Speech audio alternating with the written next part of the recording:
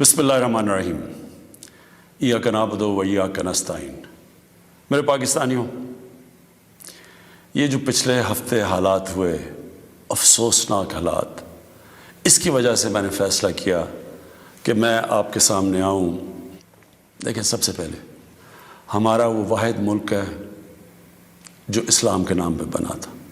इसका नारा क्या था? पाकिस्तान का मतलब क्या? ला इलाहा इल्लल्लाह। इस मुल्क के जो लोग हैं, और मैं सारा पाकिस्तान फिरा हूँ, चाहे वो गुनाहगार हों, चाहे वो अपने दीन पे सही माने पे अमल करें या ना करें, लेकिन हमारे नबी सल्लल्लाहु अलैहि वसल्लम लोगों के दिलों में बसते हैं। इसलिए जब भी कहीं भी दुनिया में उनकी शान में किसी किस्म की गुस्ताखी होती है तो हमें ये तकलीफ़ मिलती है। लेकिन क्योंकि मैं दुनिया फिरा हुआ हूँ, सिर्फ हमें नहीं तकलीफ़ मिलती, जो भी जहाँ भी दुनिया में मुसलमान बसता है उन सबको तकलीफ़ होती है। अब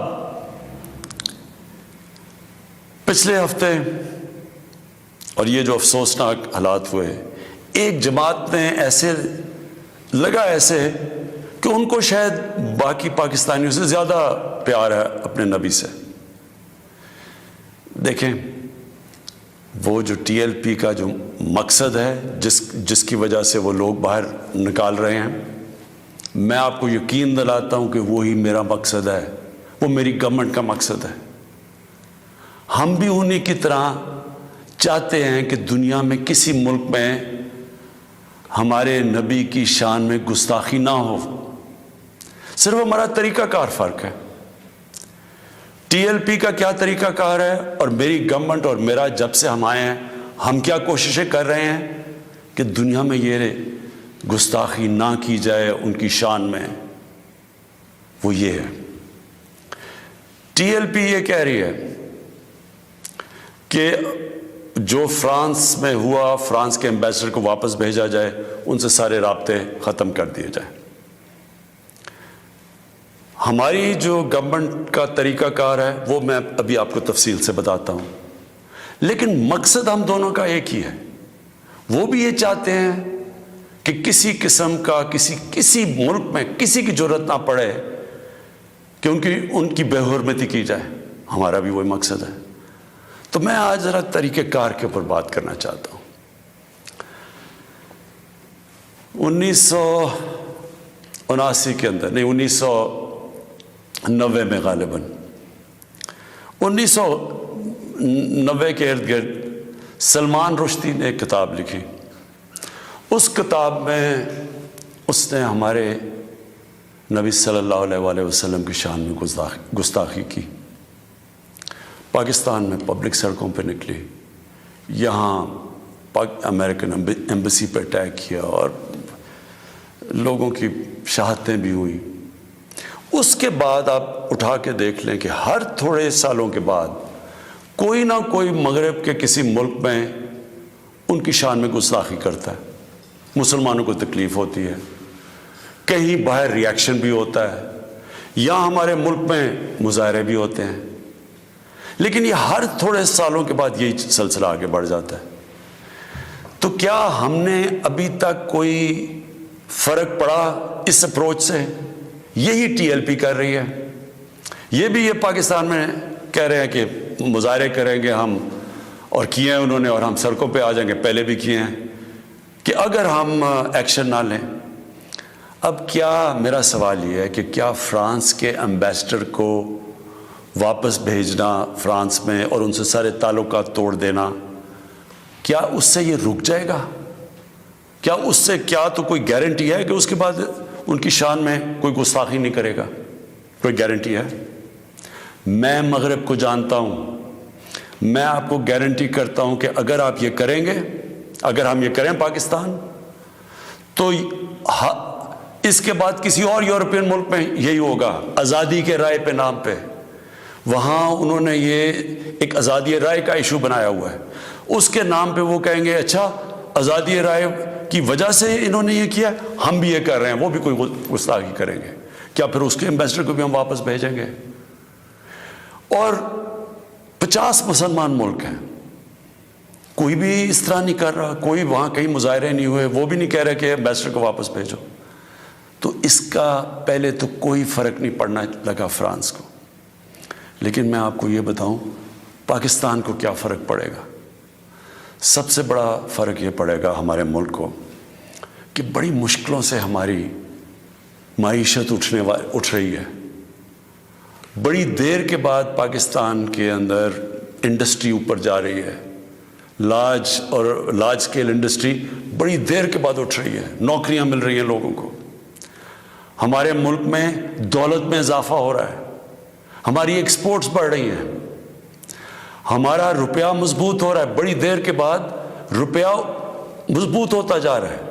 جب روپیہ اوپر جاتا ہے تو مثلا پیٹرول اور ڈیزل سستا کیا ہے، باہر کی جو چیزیں ہم منگواتے ہیں وہ سستی ہونی شروع ہو گئی ہیں. جب ہم فرانس کے ایمبیسڈر کو واپس بھیج کے تعلقات توڑیں گے ان سے، اس کا مطلب کہ یورپین یونین سے ہم تعلقات توڑیں گے. اس کا مطلب کیا کہ جو ہماری آدھی ٹیکسٹائل کی ایکسپورٹس ہیں وہ یورپین یونین میں جاتی ہیں، تو اس کا مطلب آدھی ہماری ٹیکسٹائل ایکسپورٹس وہیں ختم ہو گئی. اس کا مطلب بے روزگاری، فیکٹریاں بند ہو جائیں گی. اور اس کے آگے کیونکہ آدھی ہماری مین ایکسپورٹ ٹیکسٹائل ہے، جب ٹیکسٹائل آدھی رہ جائے گی ایکسپورٹ، ہمارے روپے کے اوپر پریشر پڑے گا، روپیہ گرے گا، مہنگائی بڑھے گی، غربت بڑھے گی. تو نقصان ہمیں ہوگا، فرانس کو کوئی نقصان نہیں ہونے لگا. تیسری چیز اب ہم نے اس کے اوپر جب یہ ہوا تو میں پہلے ذرا آپ کو تھوڑی تفصیل پیچھے بتا دوں. یہ ہم 2-2.5 مہینے سے لگے ہوئے تھے، ہماری گورنمنٹ TLP سے مذاکرات کر رہی تھی. ہم ان کو یہی چیزیں سمجھا رہے تھے کہ اس سے نقصان ہمیں ہونے لگا ہے، ان کو نقصان نہیں ہوگا، ہماری عوام کو نقصان ہوگا. مذاکرات چلتے جا رہے تھے، انہوں نے کہا جی اسمبلی میں رکھو، اور اسمبلی جو فیصلہ کرتی ہے. ہم نے فیصلہ کیا ٹھیک ہے ہم اسمبلی میں یہ رکھتے ہیں. لیکن ہم پھر دیکھنا شروع کیا کہ ان کی موبلائزیشن نیچے ہو رہی ہے، ان کی تیاریاں ہو رہی ہیں اسلام آباد آنے کے لیے. ایک طرف مذاکرات چل رہے ہیں، ایک طرف اسلام آباد آنے کی تیاریاں ہیں. پھر ابھی مذاکرات چل رہے ہیں اور ہم نے یہ فیصلہ کیا ہوا تھا کہ ہم اسمبلی میں رکھیں گے اس ایشو کو. تو پتہ چلا کہ انہوں نے پہلے اناؤنس کر دیا کہ جی اب تو فرانس کا اگر ایمبیسڈر آپ واپس نہیں بھیجیں گے تو ہم سارے اسلام آباد میں دھرنا دیں گے. تو یہ اس کے بعد یہ ہماری بات چیت ٹوٹی. اس کے بعد پھر یہ اریسٹ ہوئے. اب میں صرف آپ کو بتانا چاہتا ہوں کہ اس سے اب تک ہوا کیا ہمارے ملک میں. ذرا دیکھ لیں کہ ہم نے اپنے آپ کو کتنا نقصان پہنچایا. اب تک 40 پولیس کی گاڑیوں کو جلا دیا گیا، لوگوں کی پرائیویٹ پراپرٹی کے اوپر کئی لاکھوں کروڑوں روپے کا نقصان ہوا ہے. 4 پولیس والے شہید ہوئے ہیں، 800 سے زیادہ پولیس والے زخمی ہوئے ہیں. پہلے دن جب شروع ہوا تو تقریباً 100 سڑکیں بلاک کر دی. اس سے جو عوام کو نقصان ہوا، اس سے کئی جو آکسیجن کے سلنڈرز نہیں جا رہے تھے، بیچارے جو کرونا کے مریض ہیں ان میں اموات ہوئی. اور پھر باہر سے کود پڑے لوگ، ہمارے پاکستان کے دشمن. ابھی تک ہم نے جو 4 لاکھ ٹویٹس کو اینالائز کیا ان میں سے 70% فیک اکاؤنٹ سے تھی. مثلا پروپیگنڈا، جس طرح یورپین یونین کی ڈس انفارمیشن لیب نے جب بتایا کہ ہندوستان کی کوئی 600 سائٹس ہیں، فیک سائٹس، میڈیا سائٹس، جس سے وہ فیک نیوز اور پروپیگنڈا کر رہے ہیں پاکستان کے خلاف. تو یہاں بھی ہمیں پتہ چلا کہ 380 ہندوستان کے انڈیا کے گروپ تھے جو کہ واٹس ایپ سے فیک نیوز چلا رہے تھے کہ سول وار ہو گئی پاکستان میں. ہماری پولیٹیکل پارٹیز، مجھے افسوس سے کہنا پڑتا ہے کہ وہی JUI جو فضل الرحمان کی پارٹی، وہ بھی بیچ میں شامل ہو گئی کہ کسی طرح گورنمنٹ کو ڈی سٹیبلائز کریں، ملک کو نقصان پہنچائیں. ساتھ وہ نون لیگ. اب ان سے میں پوچھتا ہوں کہ جب یہ سلمان رشدی نے کتاب لکھی تھی تو نواز شریف تو پہلی دفعہ پرائم منسٹر بنے تھے، کتنی انہوں نے سٹیٹمنٹس دی تھی. کتنی دفعہ انہوں نے کسی فورم میں کہا تھا کہ اس نے بڑا غلط کام کیا، مسلمانوں کے دلوں کو تکلیف پہنچائی ہے؟ کتنی دفعہ کسی بھی مسلمان ہیڈ آف اسٹیٹ نے کسی انٹرنیشنل فورم پہ اس پہ بات کی تھی؟ تو آج ان کے ساتھ مل گئے ہیں صرف انتشار پھیلانے کے لیے۔ دیکھیں، اب یہ میں نے آپ کو بتایا کہ ایک اپروچ ہے کہ اپنے ملک میں مظاہرے کرو، اپنے ملک کو نقصان کرو، کوئی فرق نہیں پڑتا فرانس کو، اچھا ایمبیسڈر واپس بھیج دو، کوئی فرق نہیں پڑتا۔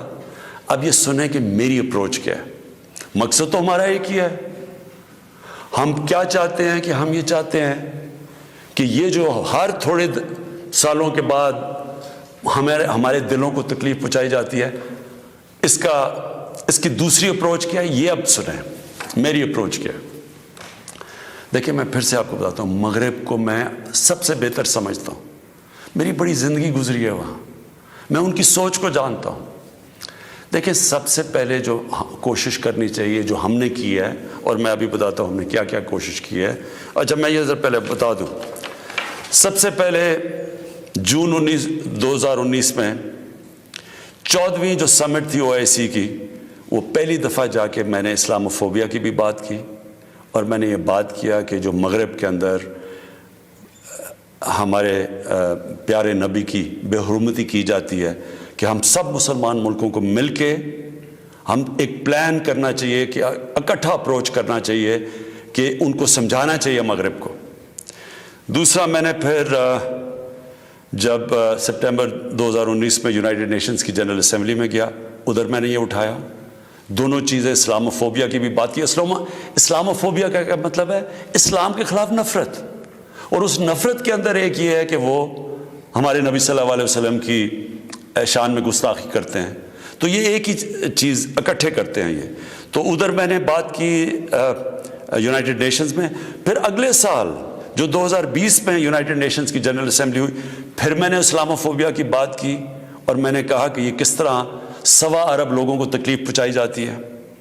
پھر یونائٹڈ نیشنز کی ہیومن رائٹس باڈیز کے اندر اور کمیشن میں میری گورنمنٹ نے مسلسل اسلاموفوبیا کی بات کی۔ پھر میں نے فیس بک کا جو CEO ہے مارک زکربرگ، میں نے اس کو خط لکھا کہ کیسے فیس بک کو استعمال نہیں کرنا چاہیے اسلاموفوبیا کے لیے۔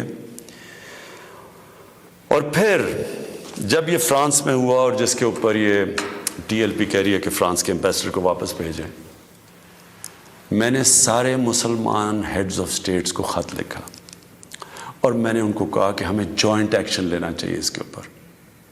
اور اب میں آپ کو سمجھانا چاہتا ہوں میری اسٹریٹجی کیا ہے۔ اسٹریٹجی یہ ہے کہ ہم سارے مسلمان ملک کے جو ہیڈز ہیں، ہم مل کے مغرب کے فورمز میں، یورپین یونین میں، یونائٹڈ نیشنز میں، ہم ان کو یہ بتائیں کہ کیوں ہمیں تکلیف ہوتی ہے جب یہ آزادی رائے، فریڈم آف سپیچ کے نام پہ یہ جب نبی صلی اللہ علیہ وسلم کی شان میں گستاخی کرتے ہیں، کیونکہ ان کو اس چیز کی سمجھ نہیں ہے۔ مغرب کے اندر ان کے جو پیغمبر ہیں، ان کو اس طرح نہیں، ان کا پیار اور عشق جس طرح ہمارا ہے، ہمارے نبی سے ہے، ان کو اس طرح کا نہ، ان کی اس طرح کی عزت کرتے ہیں، اور وہاں بلکہ وہ دین کو ان کے اتنے قریب نہیں ہے جس طرح ہم اپنے دین کے قریب رہتے ہیں۔ اس لیے ہمیں ان کو سمجھانا پڑے گا، اور سمجھائیں گے جب ہم مل کے اکٹھے کلیکٹیولی مسلمان دنیا کے ہیڈز آف سٹیٹس، جب ہم بات کریں گے، جو میں یہ ہر جگہ جن فورمز پہ کہتا گیا ہوں، تب اس کا اثر ہوگا۔ دنیا میں تھوڑے سے یہودی ہیں، لیکن وہ سارے یہودیوں نے اکٹھے ہو کے دنیا کو، مغربی دنیا کو بتایا ہے کہ جو ہولوکاسٹ تھا، جدھر یہودیوں کی قتل عام ہوئی تھی، انہوں نے کہا کہ اس کے خلاف کوئی منفی بات نہ کی جائے کہیں بھی، کسی میڈیا پہ۔ آج کہیں بھی، آج مغربی میڈیا میں ہولوکاسٹ کے خلاف کوئی بات نہیں کر سکتا۔ 4 یورپین ملک ایسے ہیں جدھر جیل میں ڈال دیتے ہیں اگر آپ ہولوکاسٹ کے خلاف کوئی منفی بات کریں۔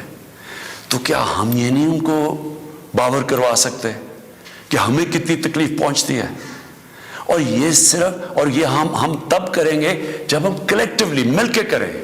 اور میں آپ کو یقین دلاتا ہوں، کیونکہ میں مغرب کو سمجھتا ہوں، ان کو سمجھ ہی نہیں ہے اس چیز کی۔ جب ہم پروٹیسٹ کرتے ہیں، جب ہم مظاہرے ہوتے ہیں، وہ سمجھتے ہیں مسلمان آزادی رائے کے خلاف ہے، اور وہ پھر بجائے اس کو سمجھنے کے وہ پھر اور کوئی جان کے شرارت کرتے ہیں ہمیں تکلیف دینے کی۔ اس لیے پہلا تو یہ چیز ہے۔ اور دوسرا میں جو کہنا چاہتا ہوں وہ یہ، دوسرا طریقہ کیا ہے کہ جب ایک 50 مسلمان ملک مل کے یہ کہیں گے کہ اگر کسی ملک میں سے اس طرح کیا گیا تو ہم سارے مل کے ان کا ٹریڈ بوائیکاٹ کریں گے، ان کی ہم چیزیں نہیں خریدیں گے، اس کا اثر ہوگا۔ اس طرح ہم اپنا جو ہم مقصد ہے اس پہ پہنچ سکتے ہیں۔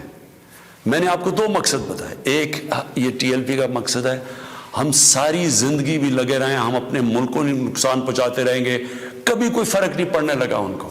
جو میں کیمپین کر رہا ہوں، میں آپ کو یقین دلاتا ہوں کہ یہی کہ انشاءاللہ ایک دن ان کو سمجھ آ جائے گی، اور وہ دن دور نہیں ہے۔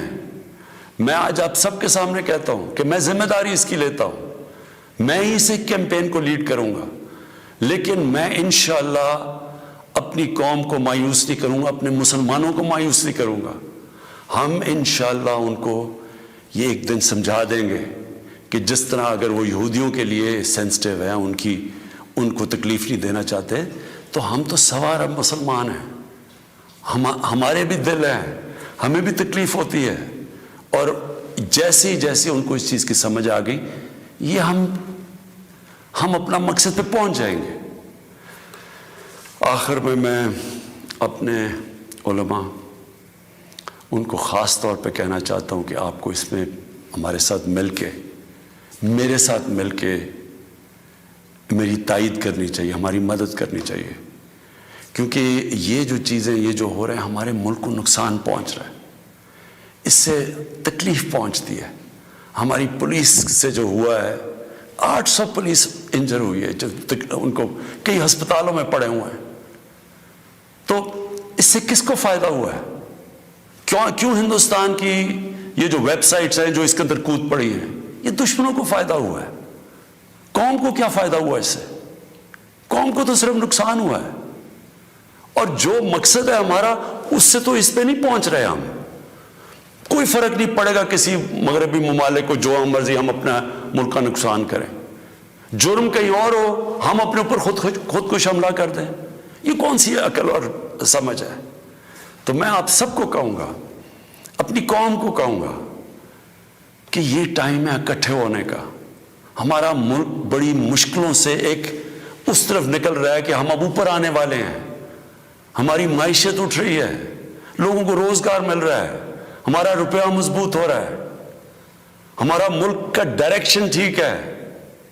تو یہ ٹائم اپنے ملک کو نقصان پہنچانے کے لیے نہیں ہے، یہ صرف ہمارے ملک کے دشمن ہمیں نقصان پہنچائیں گے۔ ہم سب کو اب اکٹھے ہو کے اللہ کا شکر ادا کرنا چاہیے کہ ہم یہ 2 سال بڑے مشکل وقت سے گزرے ہیں، حالانکہ ہمارے پاس اس وقت کرونا کا ایک تیسرا ویو آیا ہوا ہے، اس کے اوپر ہمیں سب کو مل کے SOPs پہ چلنا چاہیے، اللہ سے دعا کرنی چاہیے کہ ہمیں اس مشکل سے بھی نکال دے، اور پھر اس کا شکر ادا کرنا چاہیے کہ یہ ہم 2 سال کے بعد ایک قوم، ہماری معیشت اٹھ رہی ہے، تو ہم اس کو نقصان نہ پہنچائیں۔ پاکستان پائندہ باد۔